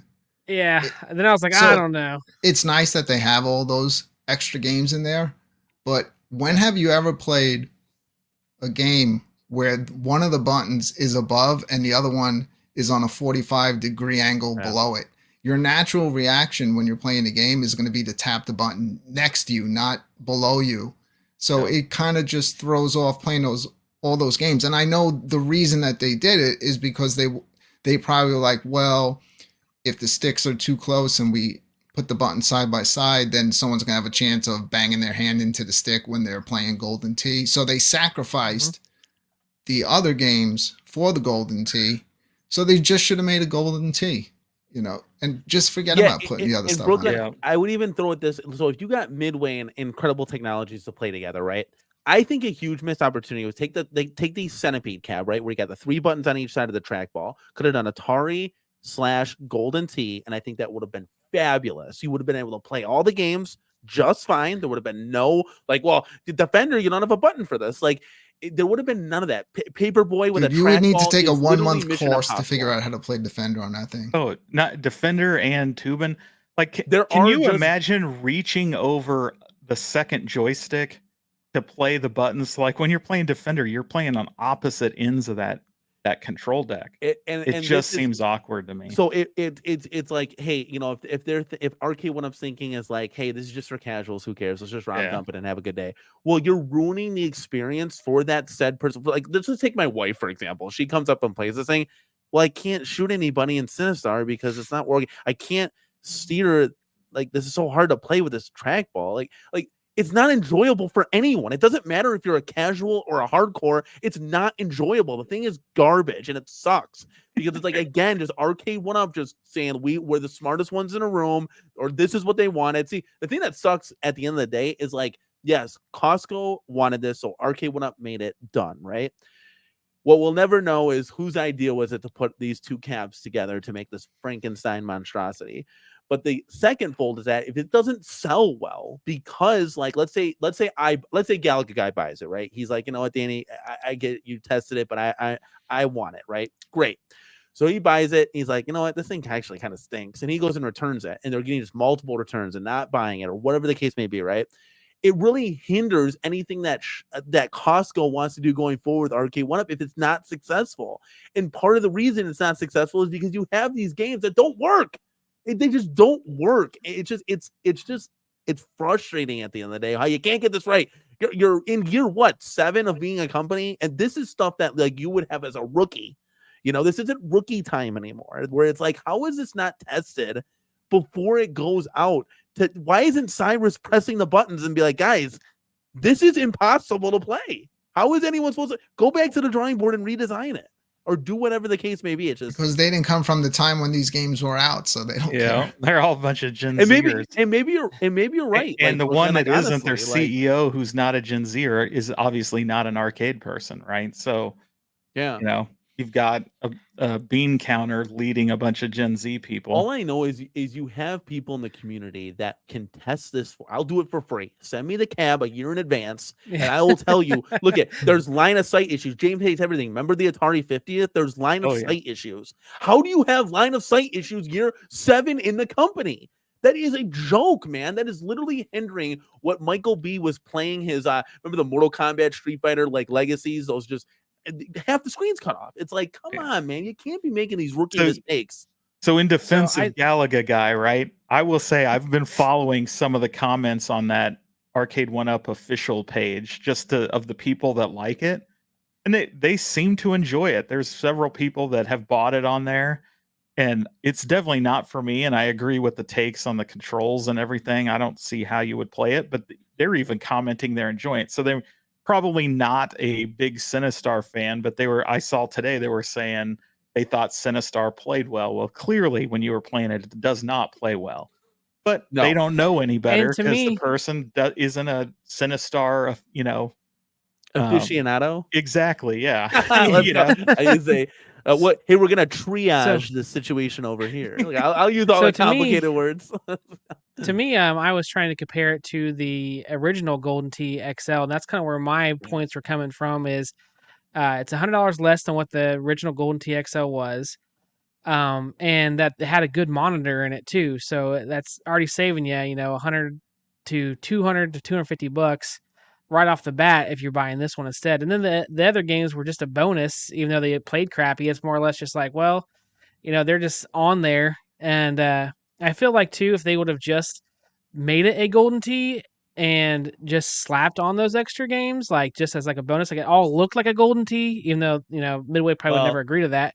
And it just, that's the problem. And it just had the sticks and buttons there. And they're just like, oh, hey, it's a Golden Tee. It's $100 less, better monitor, and we just slapped on some extra games for you. I don't think it'd be near as offensive to everyone as it is currently. They had plenty of space on that thing to put way more buttons on it. And if they really wanted to do it right, then so let's take Glenn's GRS deck for the iArcade, where he had to place the spinners.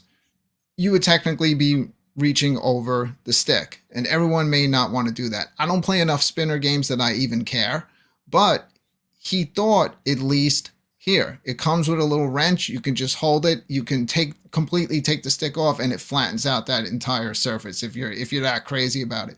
So they could have done a little something like that. Include a little tool that goes in there. You take the stick off, and then it flattens out that surface, and they could have had more buttons on there. But I guarantee you, because it was either just for having the graphic of all the shots for Golden Tee, but I also have a feeling it had something to do with, well, if we put more buttons, we're going to have to move like the 2-player stick closer. Someone's going to wind up banging into this thing.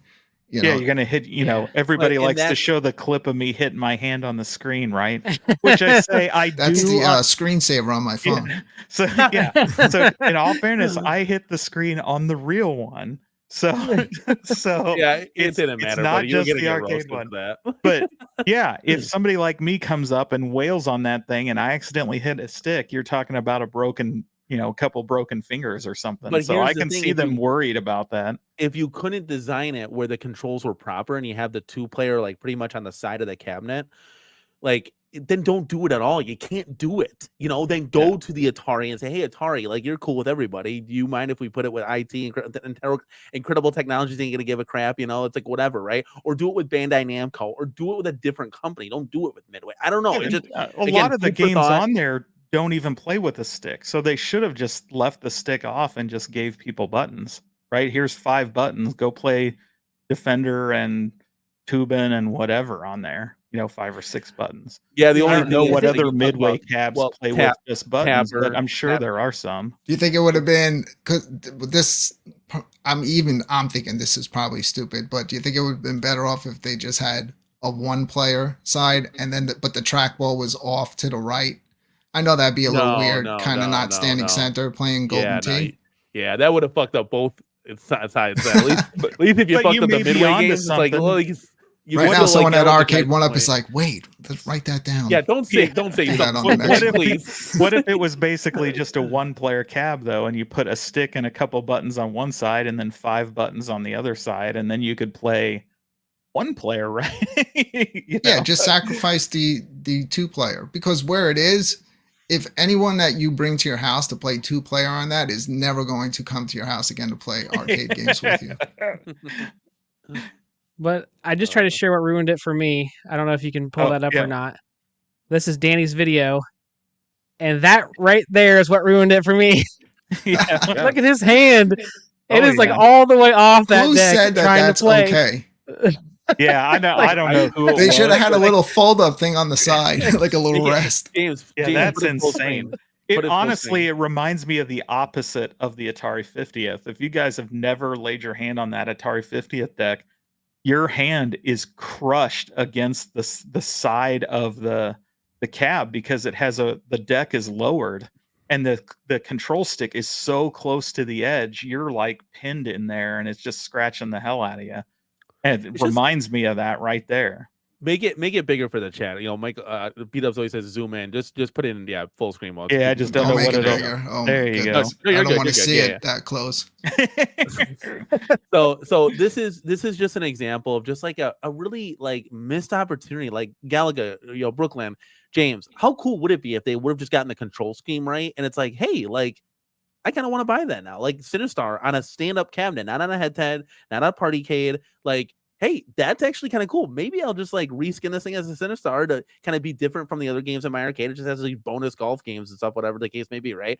Like, I think if you would have got the controls right, I mean, we already know on the panel here, Galaga Guy would have been in 100%. Oh yeah. Look at this. So think about look at the button placement. It's even the way it's angled. I guarantee you it was some safety concern. They're trying to keep your hand when you're coming in on that trackball away from hitting anything, including a button. Yeah. Would have been better if they would have reversed it, even like put the joist like the. No, it would be better if they didn't make it. Oh yeah, that's what would have been better. It also feels like they chose where the button goes, because if you see the bottom button, that's where it is on the regular Golden Tee, right? Like that's your select and the other button. So it's like they said, hey, the buttons are already here. Let's not move that button. Let's just add one in. They moved the top one to the right a little bit, which is actually worse. I'd rather have you go up and down. But if you look at the Golden Tee cab, you can see that. Yeah, it's wonky. I don't know. I honestly, thinking back on it now, I'm like, man, it would have been better if they did the Golden Kombat and it was in a Midway cab, because then you could at least change out the deck and have an XL of Midway games. But this is definitely not for me.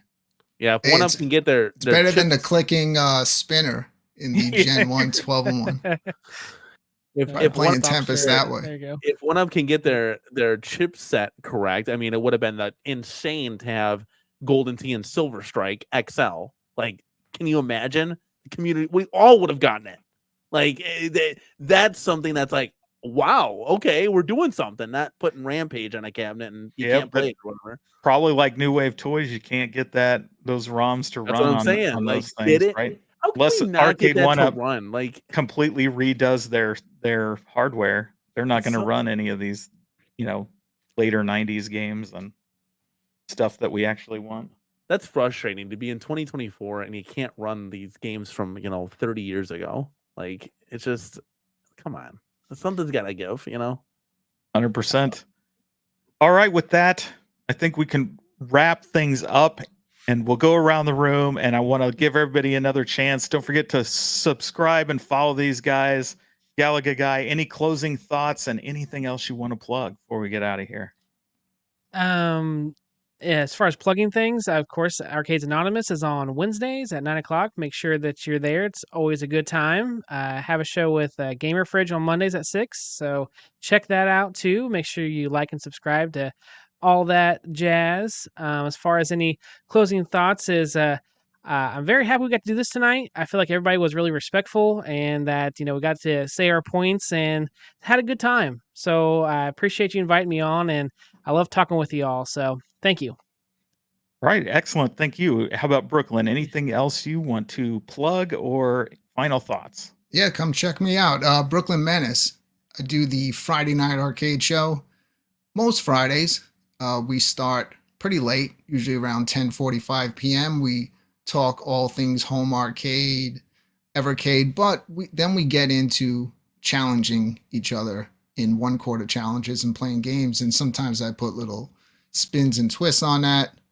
Also, check out the Evercadians if you're a fan of the Evercade. That's 100% Evercade content. And next Friday, actually the whole weekend, I'll be in New York at the Long Island Gaming Expo. Excellent. So look out for some Nice. live Okay. content coming from there. And then Now, are you later gonna on be- after some pre-recorded 4K videos. Yeah, you got to do both 100% because sometimes the lives are a little choppy. I'm still not done with my 4K video from Too Many Games. So maybe I'll does have it take out by forever to next put year's those Too Many things Games. together, doesn't it? Yeah, it takes a lot of time. And now you're gonna be at the Long Island event with a Long Island. That's where you're double dipping the chip here. he's thinking about Probably it. not. Probably not. I'm not that much of a drinker. That's But hey, if you have an iced tea lemonade, get yourself. I'll have a cold rock star with me. There you go. Yeah, There you go. Not What one of about those ghosts like you No, no, recommended no, me. I felt like I- spilling I- that thing out in the sewer. No, so you got what flavor did you get? Did you get the watermelon? I think you got the watermelon, right? No. I You get a believe I got cotton candy or whatever I got No, was that's terrible. garbage. Yeah, dude, you gotta get the Warhead watermelon. Chat, help me out. Ghost Warhead watermelon.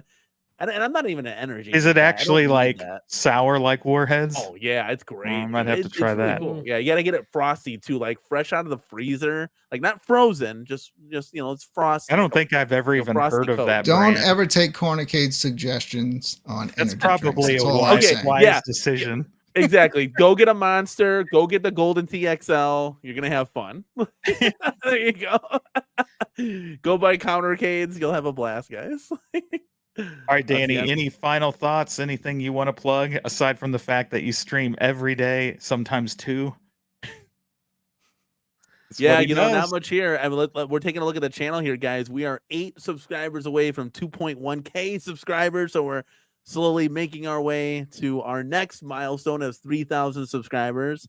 Want to say thank you guys for having me on. Chat, you're always fantastic as always. Love it. Love the interaction. There's Rich Mix. I've never heard of that name, so it could be a new subscriber here to the Cornercade. If you want to pop on over to our channel, hit a subscribe, give a subscription to everybody here on the panel, because guys, you guys all put out great content. You guys want to hear a cool little, I don't know if I've told James or Brooklyn this, but you want to hear a cool little story. We talked about Arcade Anonymous.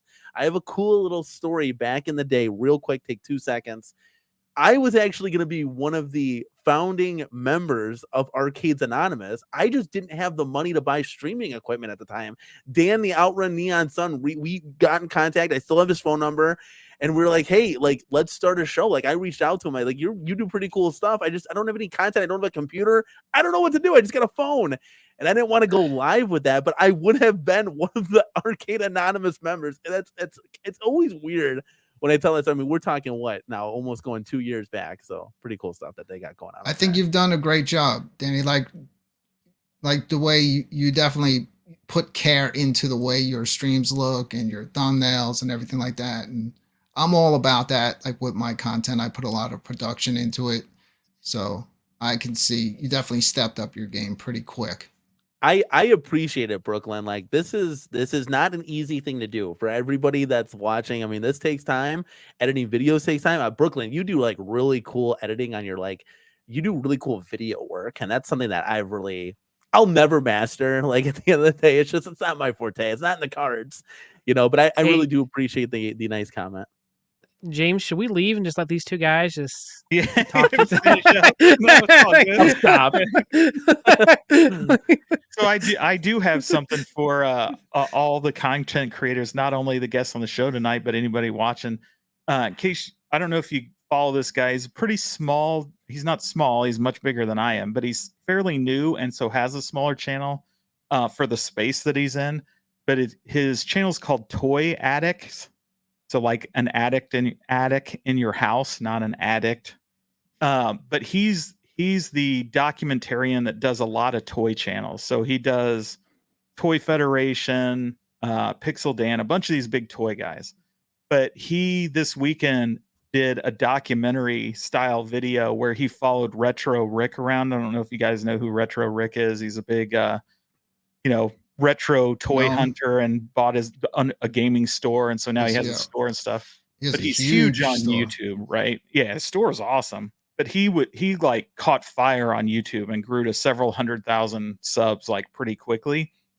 And so Toy Addict followed him around at Siege, which was just a couple weeks ago, and while him and his his camera guy or assistant went and made a bunch of videos. So if you're a content creator, it's really interesting because they go into kind of his thought process about how they produce videos, how they think about setting up their thumbnails when they're doing videos, his kind of production schedules and things like that. So it's really good behind the scenes of how he goes about making his videos, which of course lots of people do them all differently. So it's always cool to hear and see what people are doing so you can, add to your bag of tricks and stuff. So if you're interested in that stuff, it's definitely worth a watch. It's, I think, 30 minutes long.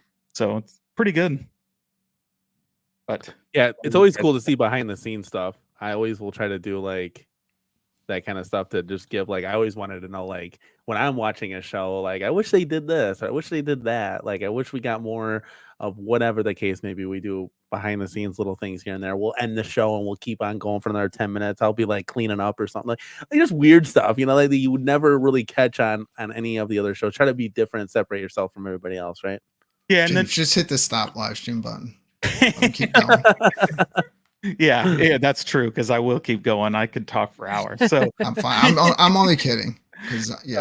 But I will say, the thing that I think really resonates with what that particular show does is every video has a story, right? And goes through the different 3-act stories. And so even though it seems like, hey, this is just a video game hunting video, or this is some day in the life of their store or whatever, they actually have a story that they're telling and they have thought about. And I think that's one of the reasons why their content is so popular with people. It's not just like, hey, I set up a camera and just filmed what happened. They're actually thinking through, what do we want to get out of this? What's the story we're going to tell?